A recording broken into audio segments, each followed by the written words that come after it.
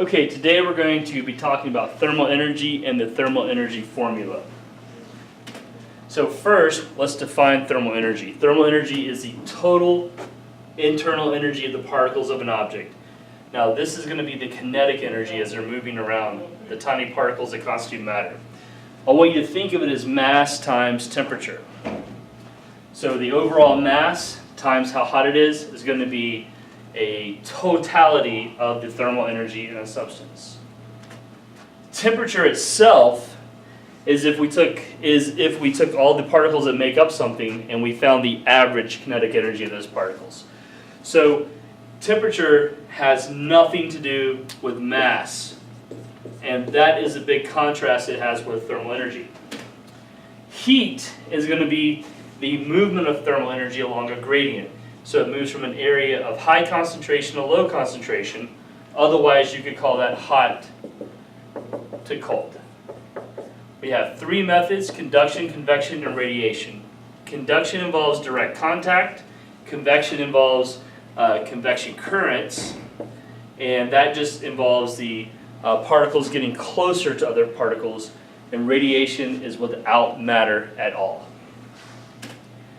When we talk about specific heat capacity, that is going to be the thermal energy needed to raise 1 gram of a substance 1 degree Celsius. It may also be based on kilograms. So I have two ways I can illustrate that. I can have my number, and then I can have joules per gram times degrees Celsius, or I can have my number and then joules per kilogram times Celsius. So there's two different ways I can illustrate that.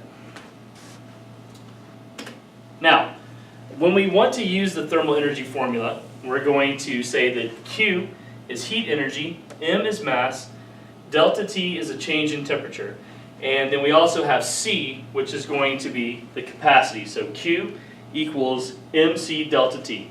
This is three different things you're multiplying together to find that answer. So here's a great example. When we start, the first thing I want you to do is write down your formula, and then I want you to organize that over here on the side. And that will help you to make sure that you're doing it right as you set it up.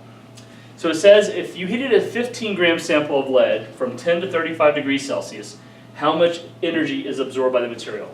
In this example, we're trying to find the quantity of energy. We don't know what that is. Our M is mass, and that's going to be 15 grams. C is right here. It says lead has a specific heat capacity of 130 joules per kilogram times Celsius. And then our delta T is going to be 10 to 35. That's a positive 25 degrees Celsius. So in this example, I need to stop and fix this because you'll see that this is in kilograms and this is in grams. So I'm going to go ahead and change this by moving the decimal 3 spaces to the left to 0.015 kilograms. Now I can do my math. So transferring this over here to the formula, Q equals 0.015 times 130 times a positive 25. And if I put that into my calculator,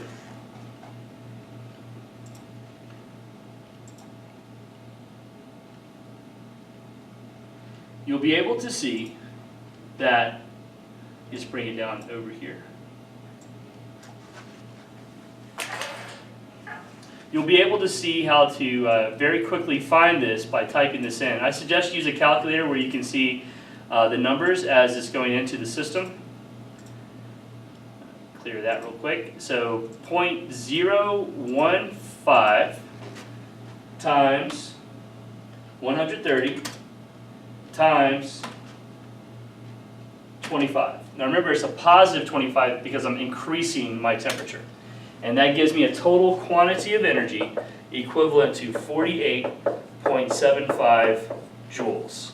Energy of any type is always expressed in joules. Thank you very much. Go ahead and complete your fever form, and we will go over that tomorrow if you have any questions. Thank you again.